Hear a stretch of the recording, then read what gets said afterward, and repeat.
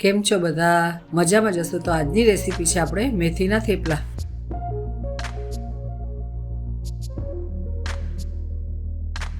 તો મેં અહીંયા મેથીના થેપલા બનાવવા માટે ઘઉંનો લોટ લીધો છે, મેથી લીધી છે, કોથમીર લીધી છે, તલ લીધા છે, લસણનું મરચું લીધું છે, હળદર લીધી છે, ધાણા જીરું લીધું છે, મીઠું લીધું છે, આદુ મરચાંનો પેસ્ટ લીધો છે, હિંગ લીધી છે, તેલ લીધું છે અને પાણી લીધું છે. તો પહેલાં આપણે લોટ બાંધી લઈશું. લોટ મેં ચાળણીથી ચાળીને લીધો છે.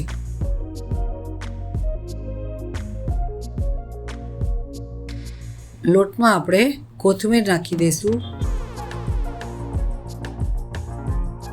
મેથી નાખી દઈશું,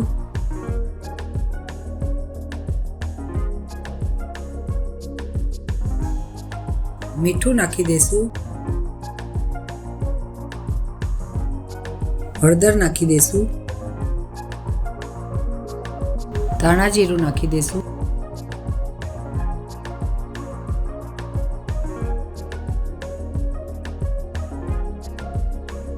આદુ મરચાંનો પેસ્ટ નાખી દઈશું,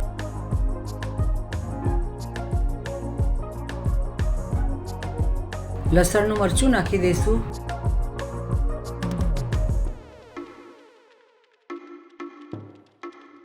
હવે આપણે તલ નાખી દઈશું,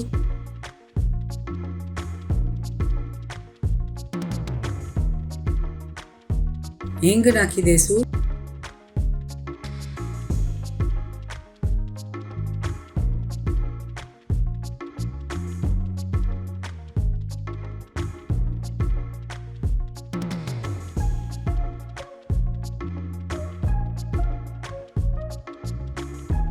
તો હવે આપણે બધો મસાલો નાખી દીધો છે. હવે આપણે તેલનું મોણ લગાવીને લોટ બાંધી દઈશું.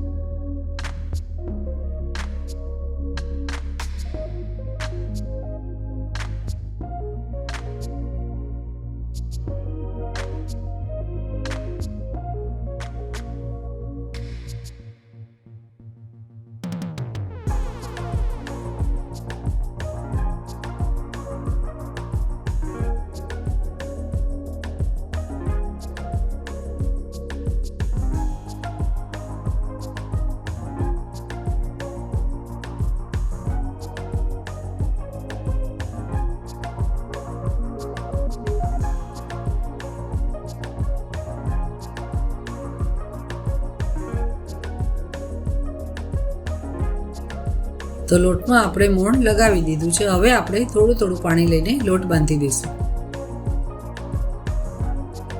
લોટ આપણે બહુ કઠણ નથી બાંધવાનો. લોટને આ રીતે આપણે વજન દઈને લોટ બાંધવાનો, એટલે આપણે થેપલા પોચા બને.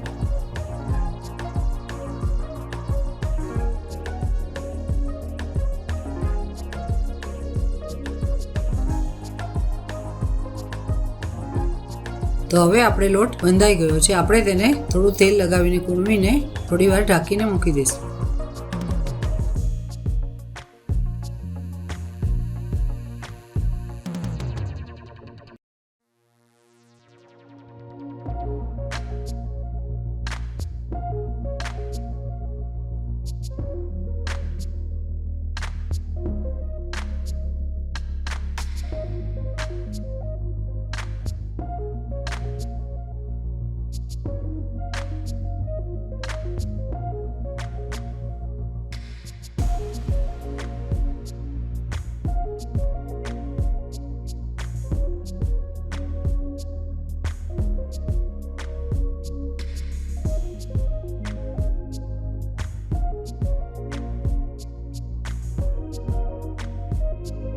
આપણા લોટમાં કૂણ આવી ગઈ છે. આપણે થોડું તેલ નાખીને લોટને કૂણવીને પછી થેપલા બનાવશું, એટલે આપણા થેપલા પોચા બને છે.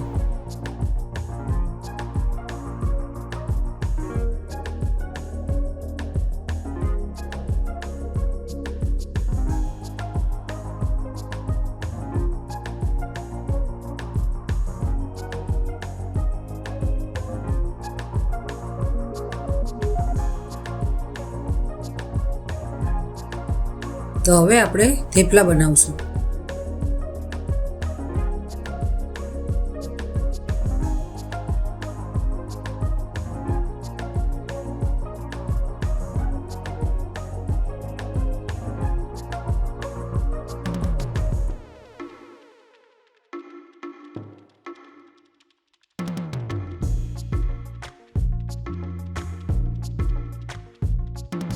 ગોળનું આપણે આ રીતે આટલું લેવાનું છે એટલે આપણા થેપલા ભૈરા બને છે.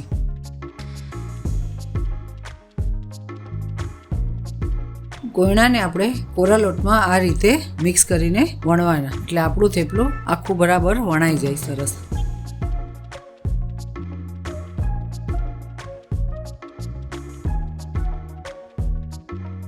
હવે આપણે ગેસ ચાલુ કરીને લોઢીને ગરમ કરવા મૂકી દઈશું.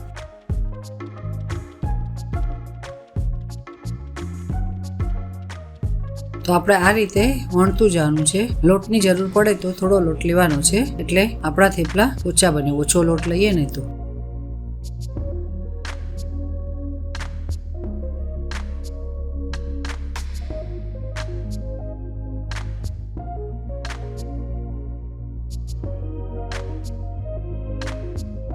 તો હવે આપણું થેપલું બની ગયું છે. આપણે તેને લોઢીમાં તળી લેશું.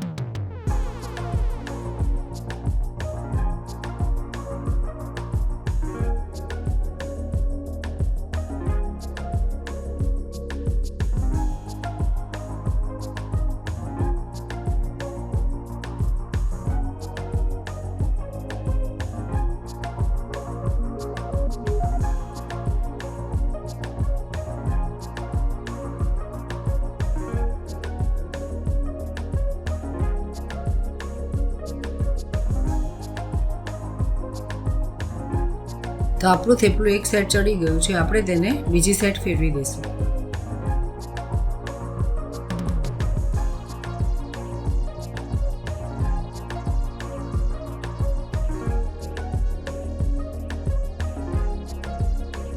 તો આપણે ઉપરની સાઈડ થેપલાને તેલ લગાવી દઈશું અને પછી આપણે થેપલાને ફેરવી દઈશું.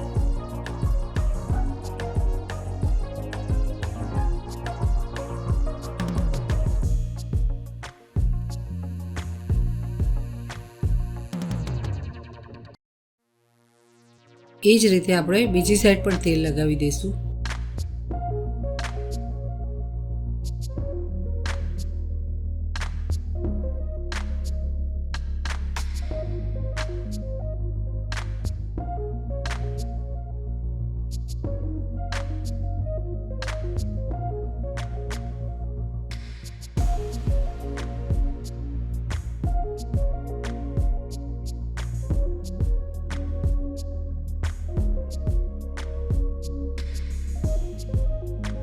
તો થેપલાને આપણે આ રીતે ધીરે ધીરે પ્રેસ કરતું જવાનું અને બનાવી લેવાનું.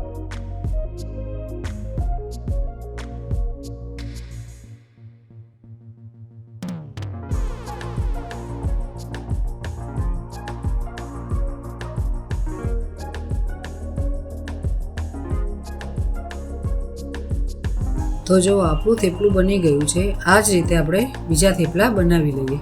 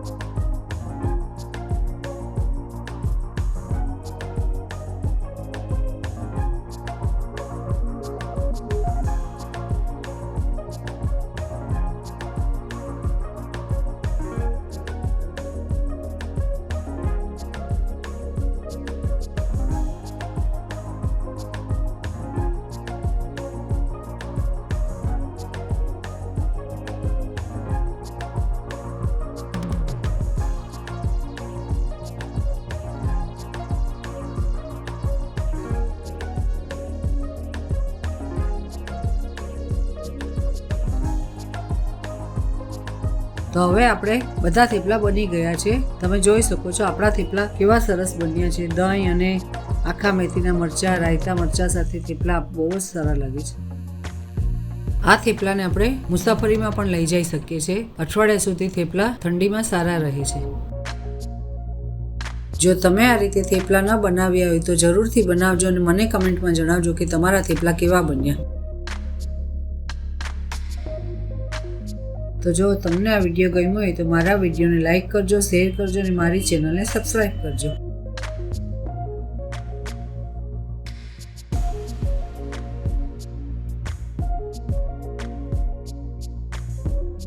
તો આ હતી આપણી આજની રેસીપી. હવે મળીએ નવા વિડીયોમાં નવી રેસીપી સાથે. જય શ્રી કૃષ્ણ.